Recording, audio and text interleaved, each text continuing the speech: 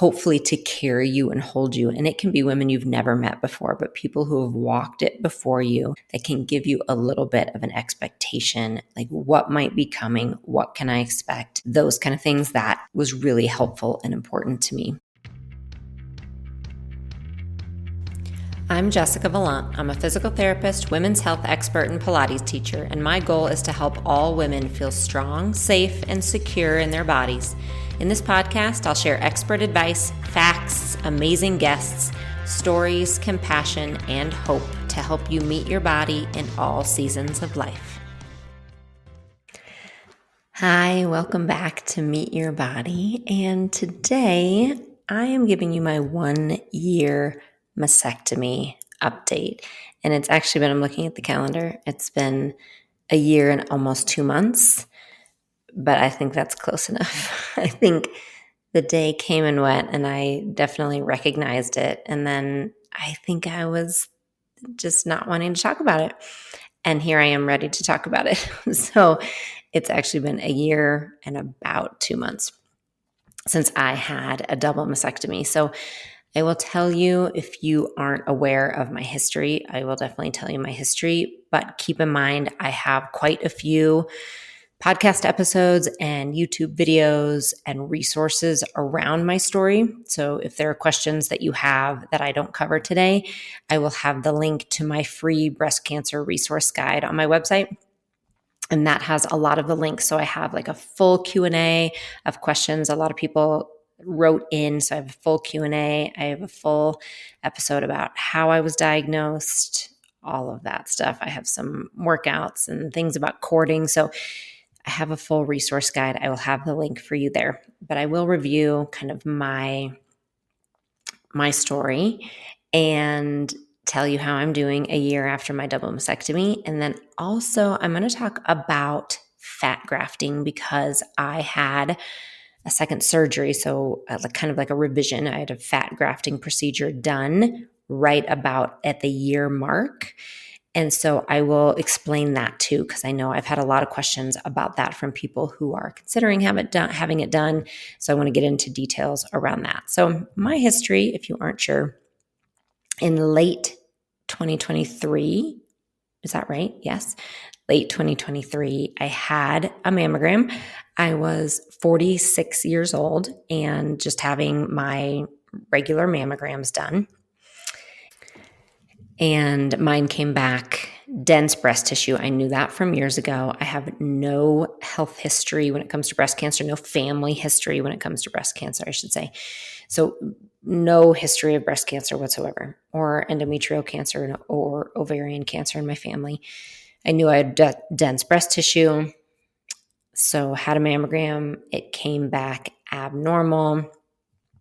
Follow-up imaging came back abnormal. They did a biopsy, and I was diagnosed with what's called DCIS. It's ductal carcinoma in situ. So I never felt any lump. I had no symptoms whatsoever. This was caught on mammogram. With my specific situation, it was so widespread in my breast that a lumpectomy was not an option. And I would not, this is just my personal choice, my personal story. I most likely would not have chosen that anyway. I would have chosen a mastectomy, but in my case, I didn't have the choice. So my only choice was to have one breast or two, and I chose two. So I had a double mastectomy and I had reconstruction done. So I had implants at the same time, same surgery. So I had one surgery where they removed the breasts and put in the implants and had the reconstruction. And that was about 6 weeks after I was diagnosed. So it all happened very fast. My lymph nodes came back clear. So I did have a sentinel lymph node biopsy that came back clear. I was extremely lucky that it was caught early, extremely lucky my lymph nodes were clear. And so because of the choice of double mastectomy and the lymph nodes being clear, it had not spread. My follow-up was just that. It was follow-up. So I had no medication, no radiation, no chemotherapy. So even now, a year out, I still have follow-ups. I actually this week have ultrasound imaging because each one of my follow-up visits, they have felt a few lumps, and that has ended up being scar tissue. This is very common, so I should back up and get into that. But just so you know, my history is about 14 months ago, I had double mastectomy, and my continuation is follow up. So I see my oncologist, I see my breast surgeon, I see my plastic surgeon, all for very regular follow ups, including this week when I have one. So I will cover that piece first because that piece was something I wasn't really aware of. So at about maybe 4 months after my surgery, 4 to 6 months, somewhere in there, I saw my oncologist and she showed me how to do a self breast exam. So even with a mastectomy, they take just about every scrap of breast tissue that they can. I mean, the only thing that's left is skin and or nipples, depending again on your situation, if you're able to keep your nipples or not. And so you have very, very little, if any, breast tissue left. There are always going to be a few cells that they don't get. Like that's basically it. It's almost 100%, but there's always going to be a few cells. And so you continue to do breast exams just to look for anything that might be out of the ordinary. And so she was showing me how to do one. She felt something that she didn't love, but she was very clear that she's like, I am very much not worried about this, but we follow up on everything now. In your case, someone who has been diagnosed with breast cancer, we will follow up with everything. So you're going to have an ultrasound done today. So I went back to the mammogram center. I don't get mammograms now. I had an ultrasound. It came back clear, but the same thing happened a month later, seeing my surgeon. They felt a little something in a different area. Immediate ultrasound that day. Came back fine, but now I will have multiple follow-up ultrasounds. Again, it's mostly scar tissue. And then also some necrosis, so meaning some cells in some areas that have died and they're forming hard little balls. I can barely feel them. I can a little bit. And so that will, for me, continue to happen. So I just want to reiterate that all of this is my story. I mean, I am just here talking to you like if we were having coffee together. Literally, I'm coming from that perspective. I am a physical therapist. I'm a women's health expert. I have that knowledge. So what I give you comes from that lens because that's who I am. But I'm also just a woman with 2 young kids and a family who was very, very suddenly diagnosed with breast cancer. So I'm coming at it from both of those places. But just know everything I say is my story, my situation. It might apply to yours. It might not. And so that's where I am again with follow-ups that I'll continue to have ultrasounds if we find any kind of little lumps or bumps because it's just serious follow-up. But I personally did not have any of the other things that can happen after cancer. So I really tell people I have the story that I tell is about my healing from a mastectomy and the surgery and a little bit of the mental piece. I can't say that I understand whatsoever what it's like to have chemotherapy, to have radiation. I highly recommend you find people, if that is a part of your story, I highly recommend that you also have people in your sphere who you can walk with and talk to and who have walked that path before you, because I think it is a very important thing. If there's anything that I've learned from this journey, it is the importance of women carrying other women during this time. And so you might have a team of 1, you might have a team of 10 people just hopefully to carry you and hold you. And it can be women you've never met before, but people who have walked it before you that can give you a little bit of an expectation, like what might be coming, what can I expect, those kind of things. That was really helpful and important to me. So again, I reiterate that this is coming from a place of bilateral mastectomy and recovery from that. Yes, I was diagnosed with cancer, and I was told by my oncologist with pathology and everything that came after that basically when I woke up from my mastectomy, I no longer had cancer. I was dealing with all of the issues from the surgery afterwards. So that's the story that I'm coming from. So as I've talked about a little bit, I did have courting also, and I will go into more details on these on the other videos, but I did have cording. It's pretty significant cording that can happen after a sentinel lymph node biopsy. So I experienced that. So to kind of give you a timeline of it, my cording was significantly better around 6 months. And now I just feel it here and there. So skipping forward, where am I now? Let's talk about like physically, where am I now? Exercise, mentally. I told you a little bit about the follow-ups, so you kind of understand what you can possibly expect. And I've been told that like really regular follow-ups will last about 5 years, and after that they might decrease. I don't think they ever go away, but they'll decrease a little bit. So physically, how am I doing? Like I said, the cording significantly went away at 6 months. So that I just feel a teeny bit here and there. If I lift really heavy weights or I'm really active with my arm, occasionally I'll feel it, but I mean, it is almost 100% resolved. I will always need to be aware of that arm. For example, I had to have an IV for my last surgery, and they asked which arm I wanted it in. They have to do the right because I had the sentinel lymph node biopsy in the left. So I will always have to be aware of that. That's something to keep in mind. Ask your doctor about. You'll just always want to be aware of the lymph system and the slight amount of damage that it sustained for the lymph node biopsy. So physically, and I guess you can see me if you're watching this. I have full range of motion in my arm. So it was my left arm that I had the cording. So that one feels a little bit tighter, but I have full range of motion in both of my arms. I don't feel limited in any of my day-to-day activities. I had physical therapy with a breast cancer rehab specialist, which I highly recommend. Afterwards, after my surgery. And again, being a physical therapist, and this is my job, and I have a significant health history that I've had to recover from a lot of surgeries before. I knew that my rehab was going to be a full-time job, and I took it that way. I really did. You need to be consistent with your motion and with your exercises and following your precautions and following your restrictions. But there is no reason, unless you have complications of your surgery, that tell you that there's no reason you can't get back to your full range of motion. Now, do I feel the same? No, I don't. And that's just a good difference to kind of understand that even though I have this is full range of motion, I don't need more than that, but it feels tight. It feels different than it did before. And I think it just always will. I don't know if it's the mastectomy piece or the implant piece or both, but it doesn't quite feel the same as it did before.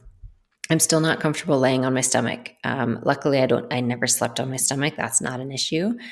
But I teach Pilates. I am down on my stomach sometimes, and it doesn't feel fully comfortable. I haven't gotten a massage since my surgery because I know I could, but I kind of feel like I need to prop myself quite a bit to lay on my stomach. So that's just one thing for me. I'm still not really comfortable laying on my stomach. So I don't feel the same as I did, but range of motion and my daily activities, I feel 100% back. I am not 100% back to my exercise. And I will clarify it saying this. I feel comfortable trying anything and getting into any position. But I do not have full strength for push-ups, which again, I was never really strong with push-ups. But I was able to do 10 strong push-ups on my toes, and I still cannot do that. I can do them on my knees. So I really need to work towards that. I am not as comfortable with push-ups and pull-ups, which same. I was never able to do a full pull-up, but I was really working on them and really working to do them on the pull-up machine. And that is coming back. But those are where I feel the most either disconnect with kind of the muscles that were injured or weakness, not pain, just the only way I can really explain it is weakness, yes, but also a disconnect. So that kind of explains physically where I am, and I will keep working on it. I've worked on my grip strength quite a bit because my grip strength was very weak after surgery. So I've been working on grip strength. Again, the pull-up motion, just long arm hangs, push-ups, those kind of things. I can do a handstand again. But I don't feel completely connected to that part of my body. And I'm wondering if that will ever be the case. I don't know. Each of my other surgeries, it's come back faster, the connection, and this, it just feels different. And I don't know exactly why. I think I'd have to do a deep dive into myself to kind of figure out why, but I just can say I don't feel completely connected to that part of my body, whether it's the mastectomy or the implant. I mean, I think it's both. It's all the same to me. It's all wrapped up into one surgery. But it doesn't quite feel like mine. And that's okay. That's okay. It's just something I am aware of. And so that is one thing I can say is it's a lot better than it was. And it has only been a year. I think it takes time. So let's talk about the feeling, like literal feeling, because when you have a mastectomy, nerves are cut, you will be numb forever. You basically lose feeling forever in your breasts, your chest area, like your breast area. There are options to have nerve sparing or nerve grafting surgery. It is fairly new. It's not always covered by insurance, and it's not offered by every doctor. I did have the nerve grafting procedure done. My doctor is very good at it. She knows how to do it. She offers it. My insurance did not cover it. So we had a big discussion about price beforehand. And I felt like given very clear expectations that about 80% of the time you will get some feeling back. I was not given a guarantee, but about 80% of the time you will get some feeling back with nerve grafting at the point that I had the surgery done. So that was worth it to me. Again, it's risk reward. You have to decide it was worth it to me. So I have some feeling, but I do want to clarify. Well, let me say this. It can take two years easily for nerves to heal and regenerate. So I am not there yet. Very much not there. My doctor still feels very positive about what's happening in that area and the feeling that I have. So I will continue to get more feeling up until the 2-year point. I do have feeling, but it does not feel like it did beforehand. And that too, I do not expect it to at this point. I am happy to have some feeling.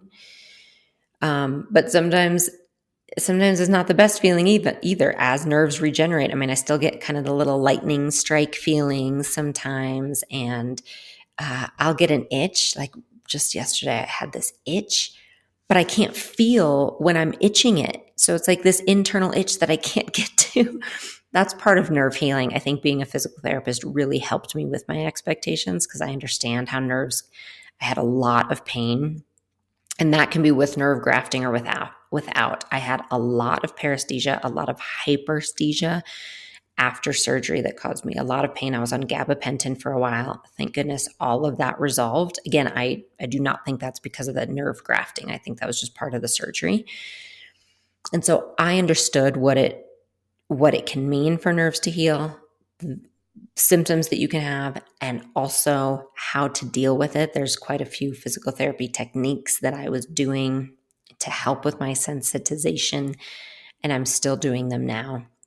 But I really like to point that out because not everyone knows that nerve grafting is a possibility. Ask your surgeon about it. I am very glad I did it because I would have regretted not doing it. And also, it's not a magic bullet. Like it is not a for sure thing. You might get some of your feeling back. You might get all of it. Again, it might feel different. Mine is all over the place. I have some pockets of being fairly numb. I have some pockets that feel totally normal. I have some that just kind of feel like, I still don't want to touch it. It's uncomfortable. I have all of that still, which is probably a big part of that feeling of disconnect from that area. So that is the feeling part. I've covered the exercise part and the strength part and the follow-up part. Mentally, I think we are all different. I mean, I just keep going back to I am one of the lucky ones. I am 100% one of the lucky ones to have had a diagnosis that had a clear clinical route, that I do not have cancer in my body right now, that I didn't need the follow-up treatments. I mean, that's what I keep going back to. And also, I still have moments of it being hard. I still have moments of it being hard, like I said, where I just look at my body and say, gosh, that doesn't feel like mine. Just yesterday, I was reading about treatments for other things, like promising treatments about even HRT and those kind of things. And then, oh yeah, I am not saying I can't do it, but it adds more questions when you have a health history of cancer and breast cancer. It changes what your options are in other ways. Like those are the kind of things that it almost comes up to surprise me sometimes. Oh wow, yeah, I had breast cancer. That will always be in my health history. Yeah, I will be making different choices based on that going forward. So it's still kind of that awareness. I think I'm still processing it, to be honest. But overall, physically, I am doing really well. And I want to give hope to people, just like I did when I had my hysterectomy. And I feel like we just aren't given a lot of general ideas of how we're going to do physically. And cancer is a whole different animal because it's done very quickly. You have to make choices very quickly. It's really scary. And if you do have follow up treatments and chemotherapy, you are dealing with all of that. Like that is priority one over getting your strength back and exercising, right? Like that makes sense. And so sometimes that part of, I want to feel strong in my body and move my body again, I feel like sometimes that part is just put to the back burner. I mean, as it should be. Your health is what is most important during that time, but it's put to the back burner. And so I just want to be that person when you're ready to deal with the physical piece and the exercise piece and the strength piece of the mastectomy itself and having implants. Want to be that person to tell you, you got this. You will find your strength again. Yeah, it takes some work. Absolutely. And it takes dedication and finding a team around you and maybe doing some of your own research. It takes all that. But yes, like you can find it. Absolutely. Give yourself lots of patience and lots of time and lots of grace. So that's where I am a year after mastectomy. So let's talk a little bit about the fat grafting procedure I had done. So this was something too I wasn't fully aware of when I first had the mastectomy. So that's why I like to bring it up because it's not always talked about as an option that might come to pass later on. So this happens for people typically, again, everybody's different, but typically this is going to be an option for people who have a mastectomy and do have implants. Because what happens in that case, like typically if you have breast augmentation without a mastectomy, you aren't having anything removed. You are adding an implant of some way, shape, or form. You're adding an implant to your natural tissue. And without realizing it, your natural tissue, which includes a lot of fat and breast tissue, is used to help make that implant look really natural. Like it's still rounded and supple and it looks like a natural breast. I know if there's an implant in there, yes, it can oftentimes look like there's an implant also, but you have that roundedness. It's meant to look like a breast. When you have a mastectomy, every bit of tissue is taken out except your skin. So you have skin and then like your muscles and your bones. All that fat and all that breast tissue is removed as it should be. So when you then add an implant in, I'm talking so much with my hands for those of you watching versus just listening. I'm such a hand talker.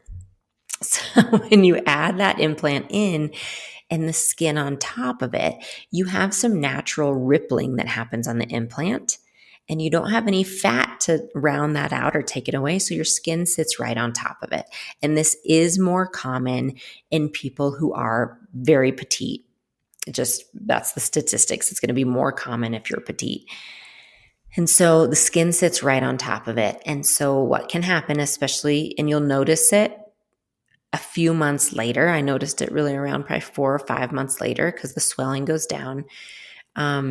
You will start to see rippling in the breast itself because of that, because you are actually seeing the rippling that happens in the implant and your skin is laying right on top of it.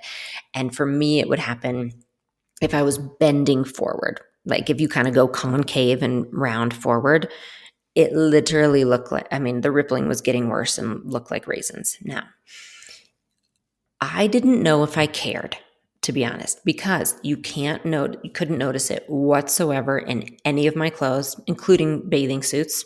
I was in Hawaii, you couldn't tell whatsoever. Bathing suits, my workout clothes, bras, you could never notice it. My family didn't notice it unless I showed it to them. The only one who noticed was me. But here's the thing, I noticed it every time I had to change clothes, every time I took a shower, every time I put on lotion, constantly, every day. I noticed it. And it reminded me, it was a constant reminder that it wasn't my body, or that it was a different body than I had had. It was a constant reminder that I had cancer and had to have a mastectomy. And if you guys have followed me for a while, you know, like, I own my health history. I mean, I own this body. I'm a partner with this body. We've been through a lot. I have a lot of scars. I have a lot of procedures. A lot of things. And so typically aesthetics don't get to me like that. Not that I don't care whatsoever. It's more that, again, I've just had to walk through so many things with this body that I've gotten to a point that I'm just going to walk with it and just be so thankful for what I can do. So I was as surprised as anyone that aesthetically this was bothering me. But I think it really was more connected to being that constant reminder, just a constant reminder of what I had lost. I think that might be a little bit of what I felt with it. And that is common. Okay. This rippling is very common. You just have to decide if it bothers you or if it doesn't bother you. The procedure is common also, and it's called fat grafting. So what they will do to fix that, or to address it, it doesn't fix it. What they do to address it is basically liposuction. So they find somewhere on your body that they're going to take fat, and then they clean it up and put it through a machine, and then they inject it into your breasts, all around the breast where the rippling is, and that so that it will make it more supple, like less rippling, more supple, more like a breast. And it, again, isn't 100%. Typically, like what I was told is if you long-term have 50%, that it retains 50%, that's a great number because it is fat and your body will metabolize it over time. And that's different for everyone, like how much you exercise, if you lose weight, if you have weight to lose, your age, your metabolism, all of those things are dependent on it. But your body can and typically will metabolize some of that fat over time. So it's not a 100% permanent solution. But again, I was told if you can expect, or if you get about 50%, meaning you metabolize maybe 50% of it, but you retain 50%, that's a pretty good number.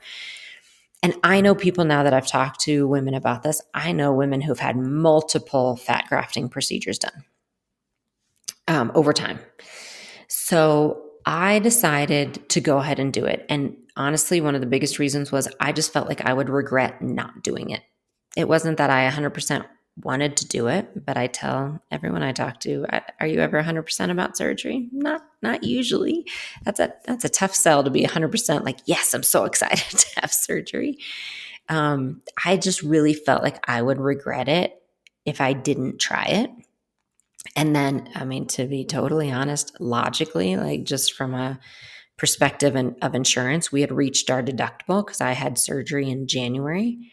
So I had my mastectomy in January and I had my fat grafting in December because we had already met our deductible. I mean, that's just realistically, that was a little bit of a benefit to not have to pay my deductible again. I wouldn't have done it sooner. All right. So that's one thing I'll say. I try to tell my patients, wait a year between surgeries if you can. You do not always have that choice, but if you can, wait a year for your body to recover. So I was pretty close to a year. So I wasn't worried about that part. It was pretty close to a year. And so I had that procedure done. It was a much easier procedure than a mastectomy, but it was also still really hard because it's a major surgery. But it was easier than mastectomy. I didn't have drains or anything like that. I was sore in my breast for just about a week. That part was not a big deal. And I'm trying to remember, I was back to my compression bras, but only for about 2 weeks. in my bras itself. And then I went back to regular bras.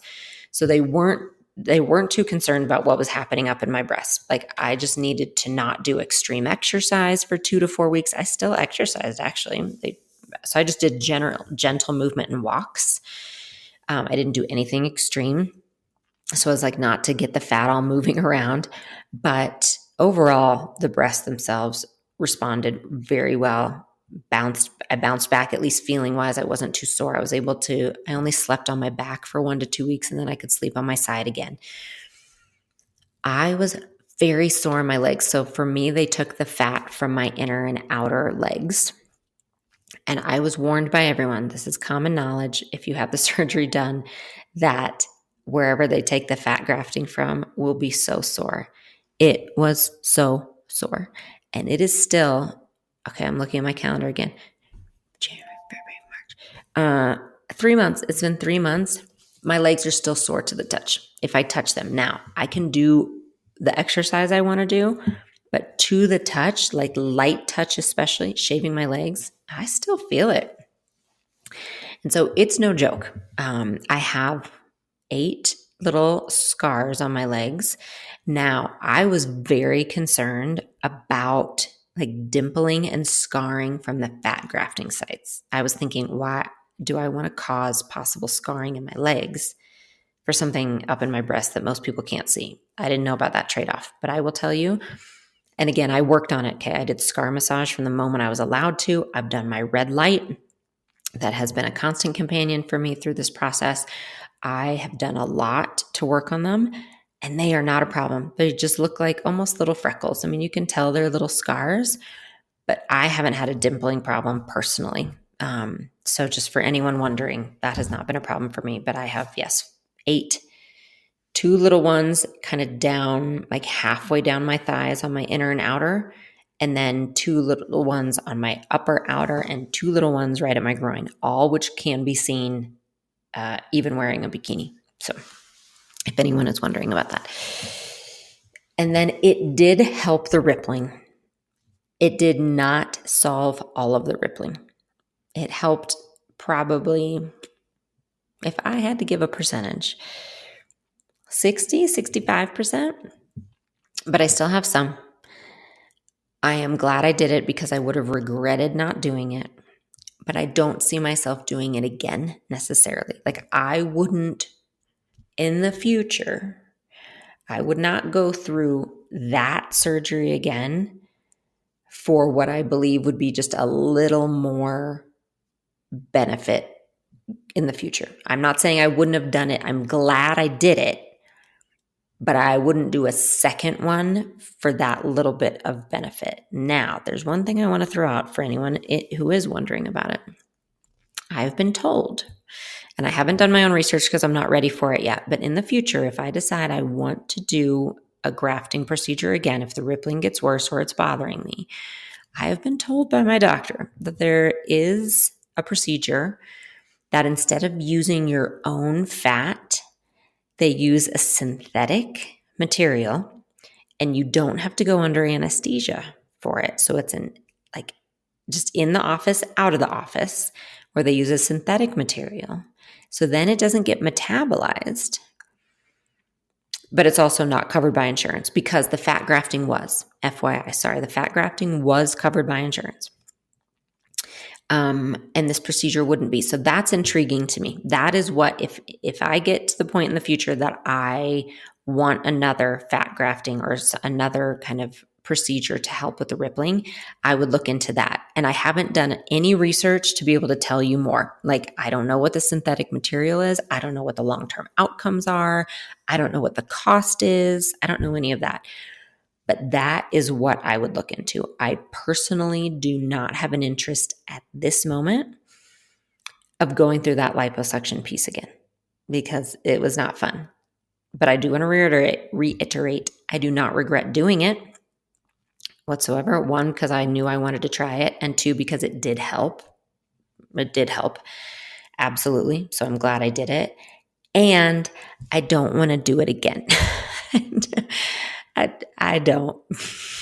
As of right now, I just don't. I just really want to settle into some time of not having more procedures done. That's where I am. And I think that covers all of it. I appreciate you all on this journey, especially those of you who've been with me on this journey from the beginning, from the moment I was diagnosed. And extra special thanks to many of you and members who have reached out because you've had the same journey and you walked it before me. And I really mean it when I say that is what I carry with me from this time, is the power of having women who have walked a journey before you share their stories, because that saved me and that carried me during this time. So that is what I'm so grateful for. And that's what I hope I can be just a little bit to anyone else out there. So like I said, I will have the links for all of those resources. If you have more questions, like I do in those previous podcast episodes, I talk about why I chose to do both instead of one, why I chose reconstruction and implants versus a DEI flap or versus no implants whatsoever. I talk about that because I know those are big questions. I can just tell you my personal choices, but I do cover all of that. So hopefully that helps. And then I also have a big podcast episode about how to prepare for surgery. And I think that's really important if you're going through any surgery. So definitely check those out. You have people with you. You are not alone. And thanks for coming to meet your body today. I'll talk to you soon. Thanks so much for listening today. I would love it if you could take a moment to subscribe, rate, and review this podcast. It means a lot to us and it helps our content get out to more women who need it. You can find more of my resources at my website, jessicavalant.com, or find me on YouTube at Jessica Valant and Instagram at Jessica S. Valant.